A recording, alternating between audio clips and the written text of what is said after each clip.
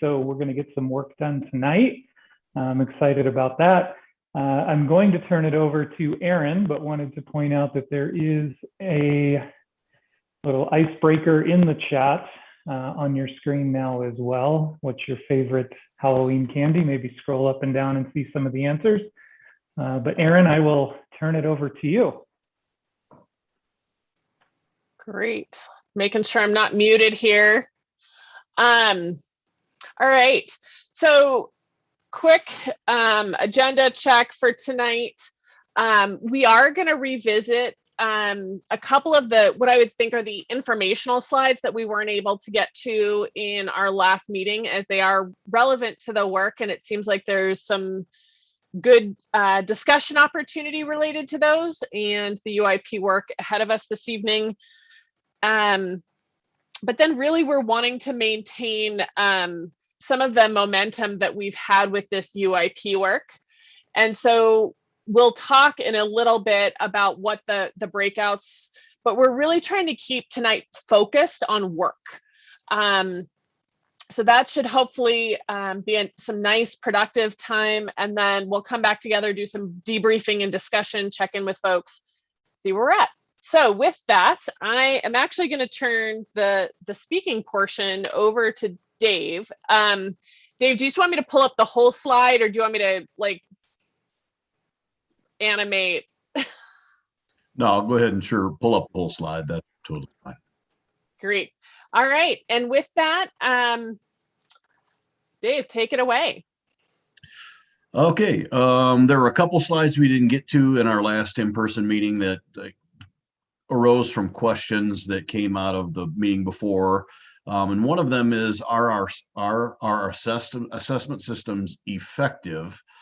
And that's, to a degree, there's some challenges to answering that question as a yes or a no. So let me just provide some information. First, in our assessment system, when we think in Adams 12 about our assessment system, there are state and national assessments, there are district required assessments, and then there are common teacher team and teacher level assessments. And so I wanted to highlight those four levels all serve a role and are all important, but then I'll kind of get to our vision of what that is. First, in terms of state required assessments, we give assessments for every kindergartner for kindergarten readiness in the fall. Then we have READ Act assessments that we give 3 times a year as part of the READ Act. That's to measure students' early literacy. Then we have CMAS assessments, which are given mainly in grades 3 through 8 in English, math, and science. Social studies has been kind of pushed back year after year after year. There is an 11th grade science. So those measure ELA, math, and science primarily in elementary and middle school grades. And then we have the PSAT and SAT series in 9th through 11th grade in ELA and math. So those are part of the state required assessments. We as a district choose to require one additional assessment, which is NWEA MAP in grades 1 through 9 in reading and math. Those are the required assessments. And for elementary schools, it's fall, winter, spring. And for middle schools, it's fall, spring, with winter being optional. We feel like having an assessment that provides data more than one time a year is important for us to progress monitor how students are growing throughout the year. And that's really the idea behind the MAP assessment.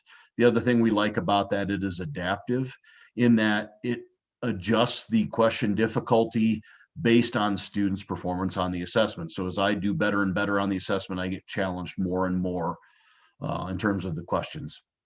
So those assessments are what either the state requires that we give or that we give. And what I can tell you about the state assessments, they all have very strong technical characteristics in terms of in terms of reliability and validity. It's always a little bit tricky when you talk about validity, but they are strong in terms of their internal consistency and measuring the standards. We also have found in our research at the district that NWEA MAP also has strong technical characteristics, and we found that it correlates highly with what we see in state measures. So we're fairly confident in terms of what we're getting and how that will play out once kids get to the state measure. Those are all important measures, and they are tied to the Colorado academic standards. But what I would highlight is that last bullet. The most instructionally relevant assessments and the ones that are going to be influencing teachers most on a day-to-day basis is what they're doing in their classrooms daily, and also what they're doing with their common course or their common grade level teams, the assessments that they devise and use that in an ongoing fashion. And if you guys remember back when we were talking about major improvement strategies and the idea of formative practices, this is really that where the idea of formative practices comes in. Using data on a daily basis within a lesson and between lessons to understand where students are and then plan for where we're going next. So in terms of the effectiveness of the assessment system, we view it as in terms of multiple levels to give us a variety of information for students. And so that's really what I wanted to provide here in terms of that. And I don't know if there are any questions that folks might have related to this slide, any follow-up questions. So I'll stop there.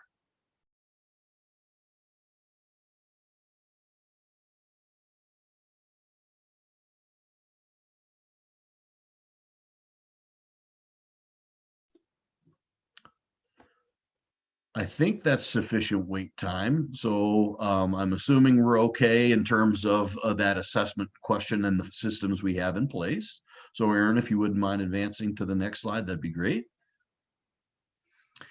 Another question came in terms of how do we know student and family survey data are representative and accurate? And this is always something we have to consider as we're looking at these data and factoring them into a body of evidence about what we know. So in terms of the student survey, there are technically two surveys. There's one that measures student competencies, how they feel about themselves in terms of their social and emotional learning. And then there's also one about school supports and environment. But we lump them together. Students generally take them together when they're administered. And what we see with those is response rates vary in the last 2 years. We've only been giving them 2 years, 2019-20 and 2021.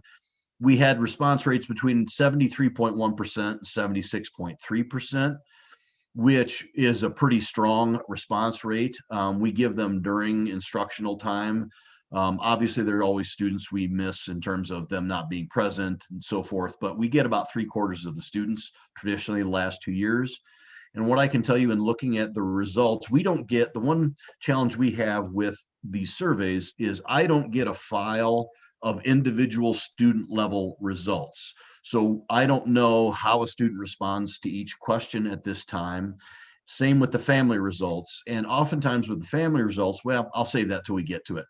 But what I can tell you with the results we get through the Panorama system is that the respondent demographics, things like ethnicity, language background, special education status, gender, they mirror the district demographics overall. So what we're seeing is very similar percentages of students by ethnicity taking the survey as what we have overall in our district.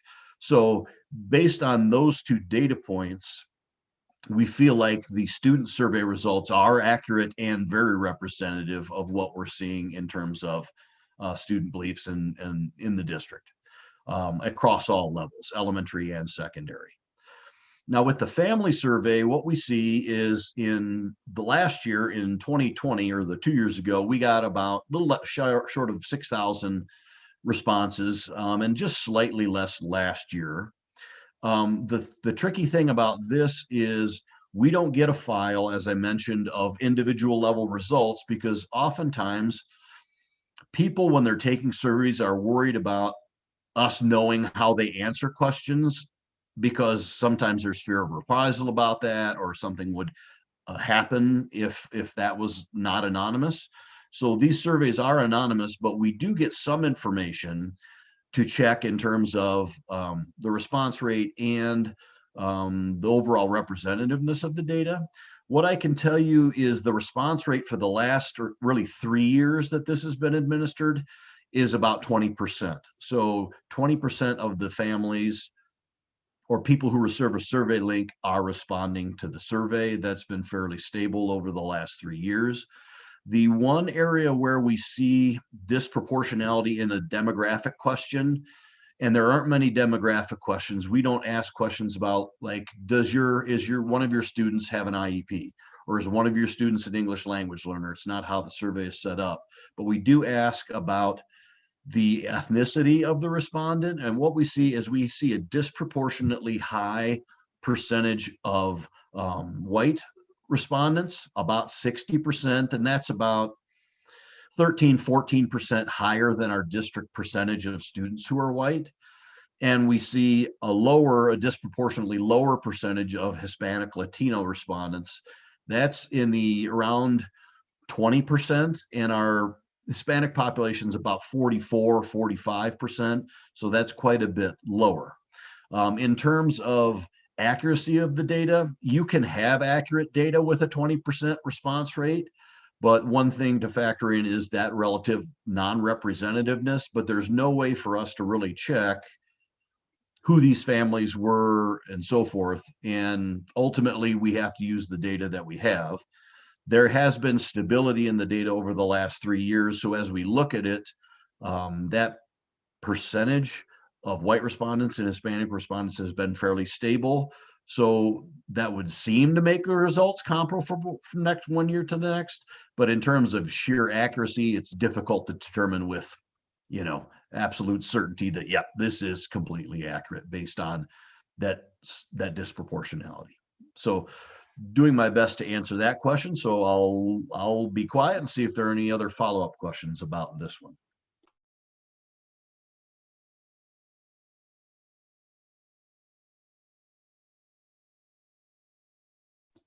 I can see that Jack has his hand up. I can only see 6 folks. So if there's other help that I can see. Jack, you have a question? Yes. Do you have data in the district for read or read rates to emails that go out to parents generally to compare to that 20% response rate? I'm not aware of that in our current email system, how we track who gets the emails that we get. I can ask that question of communications and IT to see if that is even possible or is being tracked in any way, shape, or form. And is that the primary communication for the survey link? What we typically do, yes, the family survey, the student survey, obviously that's captured all in person with students. And so that's in class time. When we send out the staff survey or the family survey, that goes out through our communications department. They take the lead on that particular survey. So that gets sent out through them. Thank you. You're welcome. Any other questions?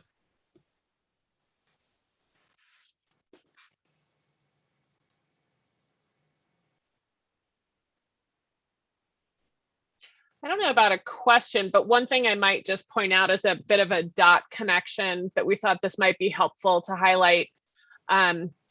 These two topics are very clearly relevant to the Unified Improvement Planning work with the DAC, but there are also some nice connections with the school accountability committees, which is part of why we thought it would be helpful to highlight some of this background information, knowing that we'll be diving a little bit more into that work in the future.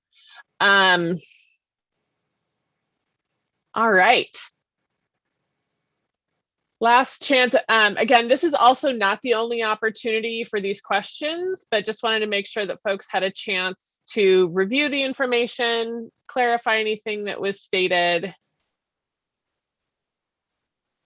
With that, I think we will go ahead and start diving in.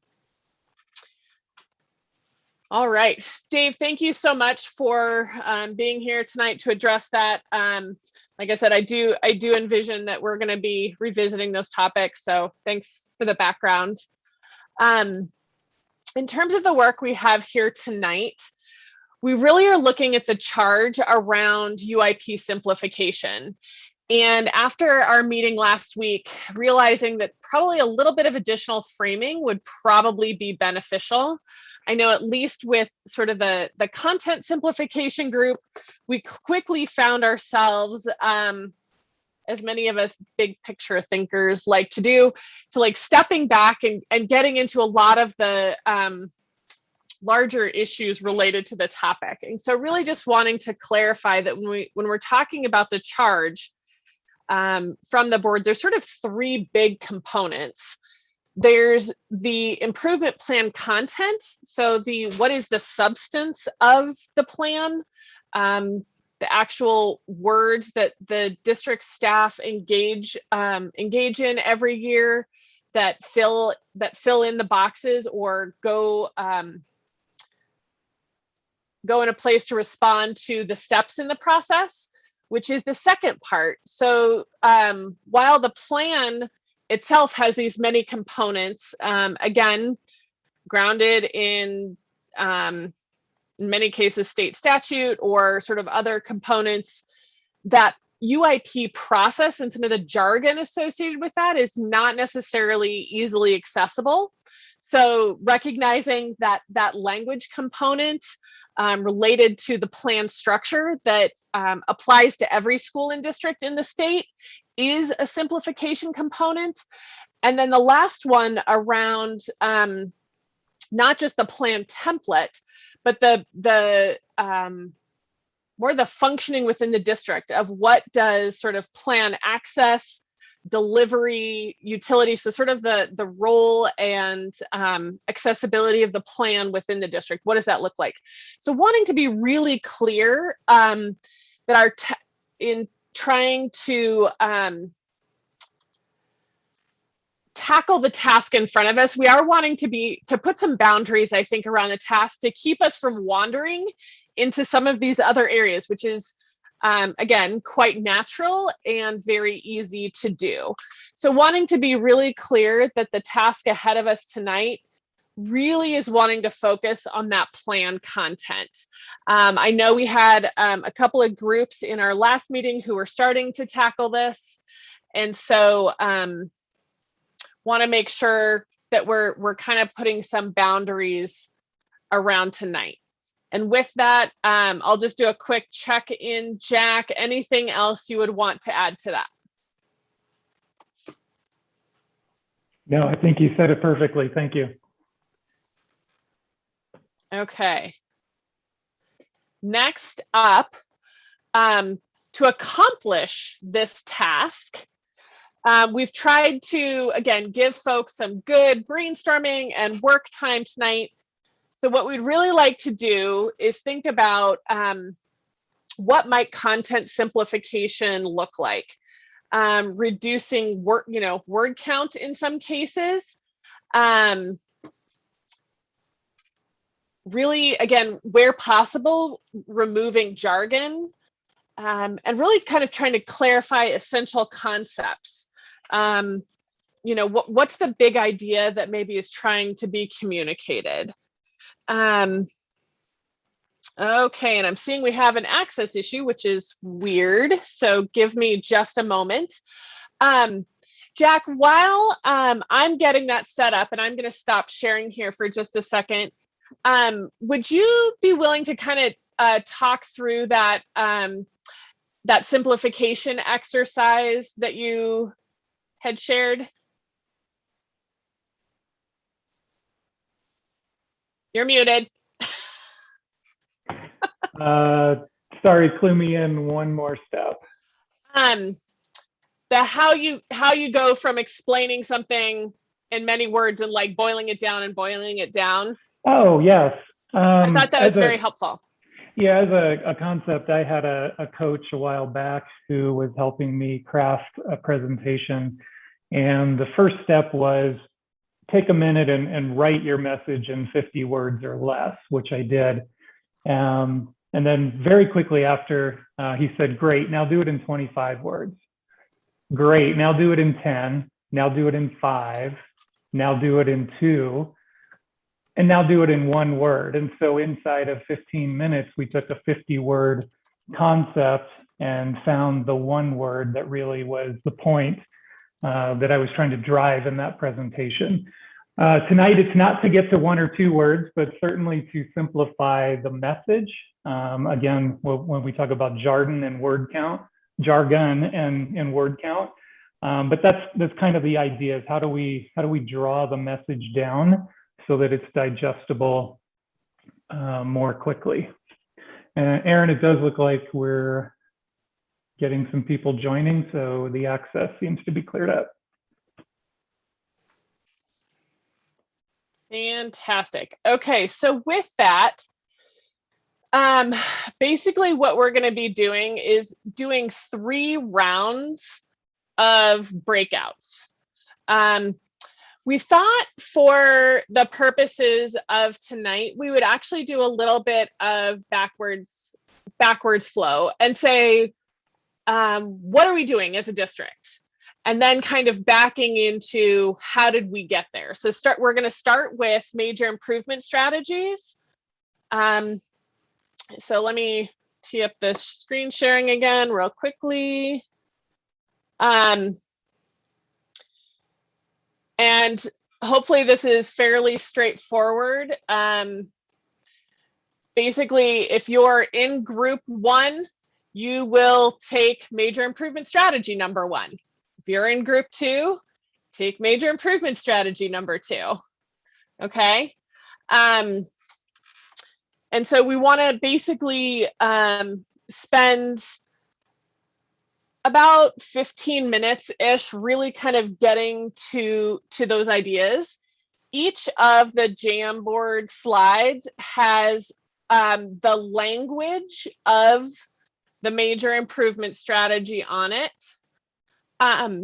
Jack, let's see, I don't know, maybe this is a race, whoever can get there first. Dave or Jack, if we could put the full UIP link in the chat, that would probably also be helpful.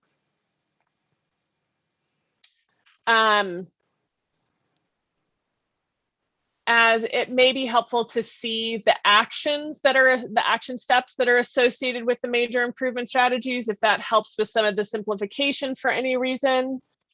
But basically, as Jack said, we want to get down to some of that easier to understand language. And then really, I think one other sort of process check to consider is, I can thank Jack for this one as well, the 770 check. Would a 7-year-old understand and would a 70-year-old understand, right? Maybe not 7, but you know, let's go with a middle schooler. Is that something that they could understand? And so that really is going to be sort of I think a good self-check for the groups. So with that, before we kind of break up and tackle the task ahead of us this evening, wanting to check in, are the instructions clear? What questions do you have?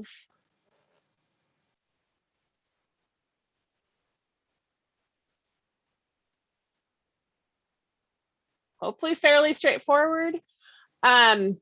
I would also offer that if it is helpful to use the Jamboard as a place to capture other sort of ideas or pertinent points in your conversation, please feel free to do so. I definitely feel that in our table conversations last week, there were lots of things that were coming up that kind of maybe fell outside of the realm of language simplification, but that were really important to the process. So again, let's stay focused, but if some things come up that we want to come back to or revisit, let's make sure to take note of those as well.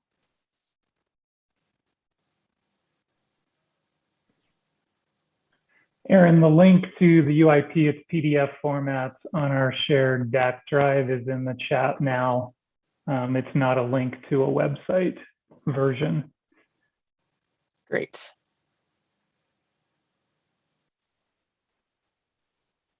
Okay, so with that, I think, Jean, we are ready for our breakouts. And we'll go ahead and get to our homework tonight. I'm sure everybody's super excited about homework tonight.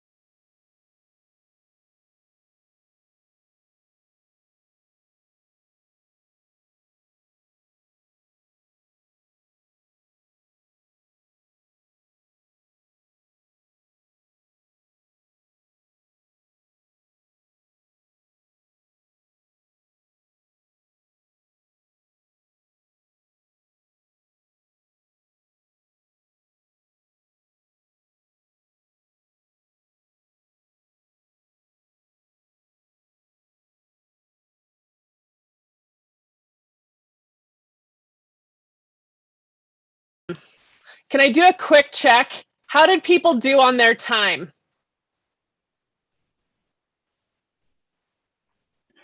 We ran short, and I feel like we had an easy one. So I think group 2, I think we were close, or getting at least closer. How about group 3? I think we were pretty close. I don't think we were quite all the way there. We kind of had a burst of thought at the very end. Tell you what, do we want to go for another 5 minutes? Would that be, I think that seems like that'd be helpful for everybody. Does that work? All right, Jean, would you go ahead? And now that we know we have like, I feel like I have one of those like I need one of those like stoplight counters, you know. Jean, if you'd be willing to put us back in those same groups for another 5 minutes.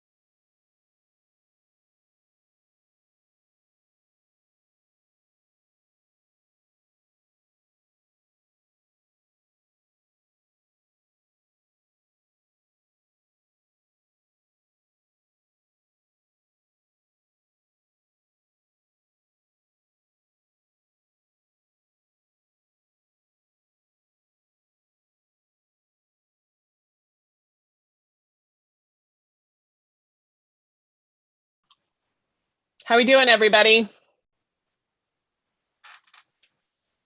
Okay, can I get from group one sort of just like a status check of like, how's the conversation? Did you feel like you got to a good place or recommendation?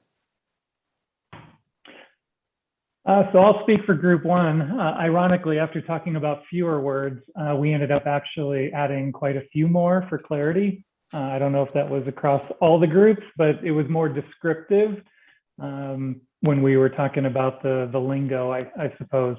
Some wordsmithing would still be needed, but I think we got on the same page as a group. Great.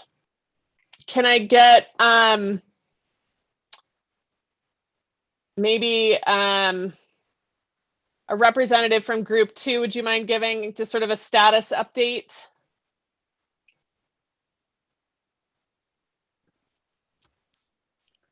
I don't mind doing the status update. Thanks, Kim. We talked quite a bit about how, while this seems pretty straightforward about adult collaboration and data-driven instruction, when you are a non-educator, we really need to define who's doing the collaborating, who are those adults, and what is the data that they might be looking at. And so we really discuss opportunities and time for educators to work together to plan using information about student strengths and needs, and that data may be both informal and formal data.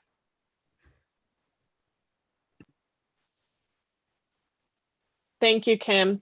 All right, group three.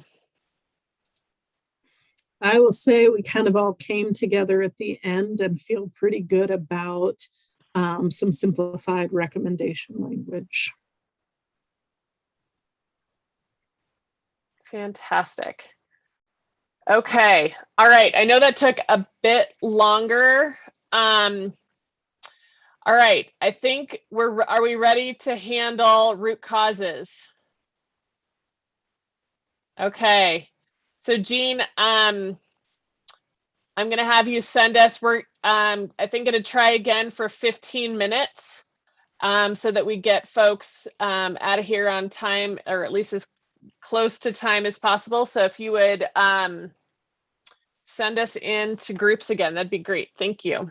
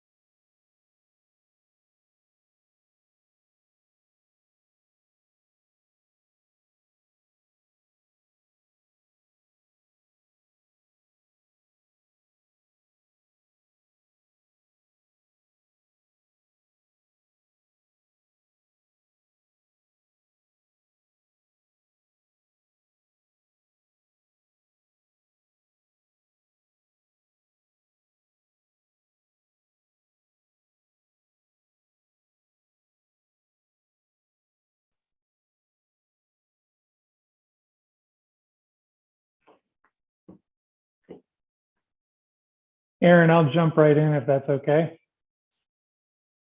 You're muted, but I'll go ahead anyway. We found root cause one. Sorry. This breakout to be much easier. We were able to jump right in.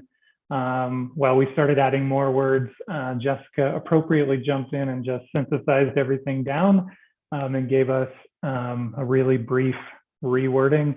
And then what came out of that are questions that we posted on stickies around the process of identifying root causes involving the schools and teachers, administrators, and so forth, and the timelines of the new due dates and how that process works or can work in future years.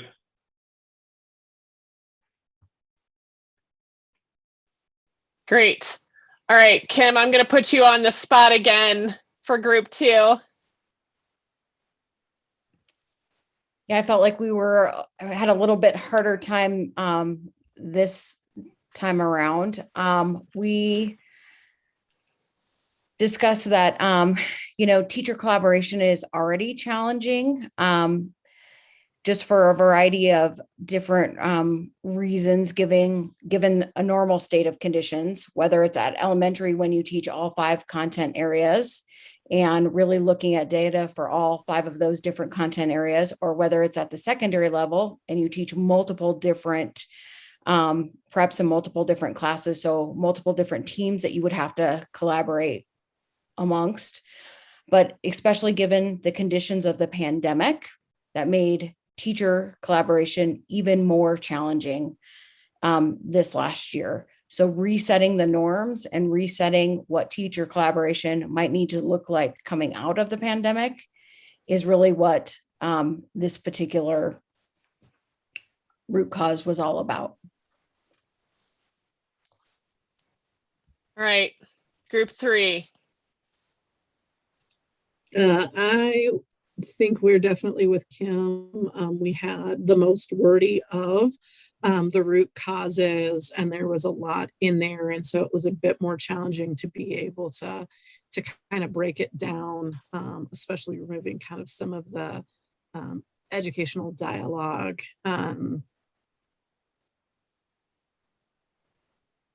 I think some discussion about there's some more specificity, but in this idea of simplification, do we need that level of specificity for the target audience? And we hadn't quite worked all the way through that, I think, when we ran out of time.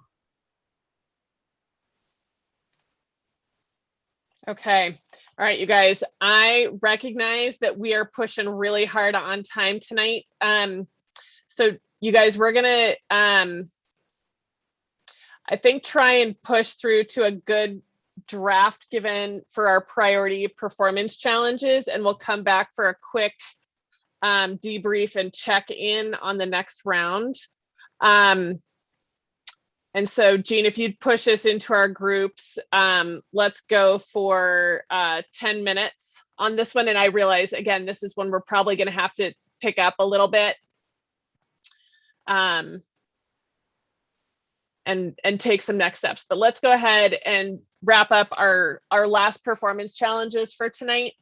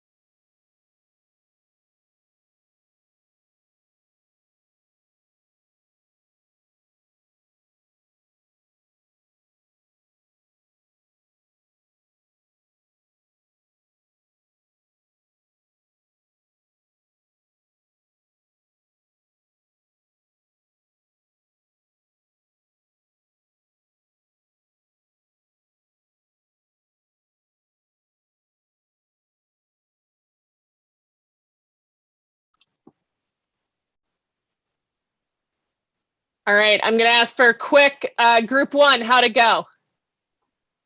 Very well. It looked daunting, but we nailed it pretty early. Great. All right, Dave, we're gonna switch to you for group two report this time. We felt pretty good about ours. It was probably the easiest of the 3 tasks that we were dealing with, and I think we distilled it pretty quickly. Great. Group three. Wah, wah, wah. Wah wah. Okay. I think we definitely have some missing pieces that we need to fill in because we didn't have the information handy, but throughout the idea of having a glossary that defines a few of these elements so that we're not having to define what growth means. I have had Dave Bana tell me multiple times over my 6 years on the board what growth really means, and it's not an easy concept, and trying to distill that in this might be really challenging. And so could we use the term growth and link to some sort of glossary that spells that out much better might be helpful. Fantastic. And also things like how percentiles work, because I bet that's not a concept that everybody uses in their day-to-day life. Fantastic. Well, I just really want to acknowledge that we are at time. You guys, I know that this has not been the easiest task, and this is by no means like the final product here. So we'll be reaching out to folks as we get to our next stages. Want to say a huge thank you to everybody for sticking with us. Jack, anything you want to add on wrap up? Attendance was great tonight. Thank you everyone for making it. If the leaves didn't blow off the trees in your neighborhood, I hope you enjoy them for the last few days we have them. It's been a nice fall here. Fantastic.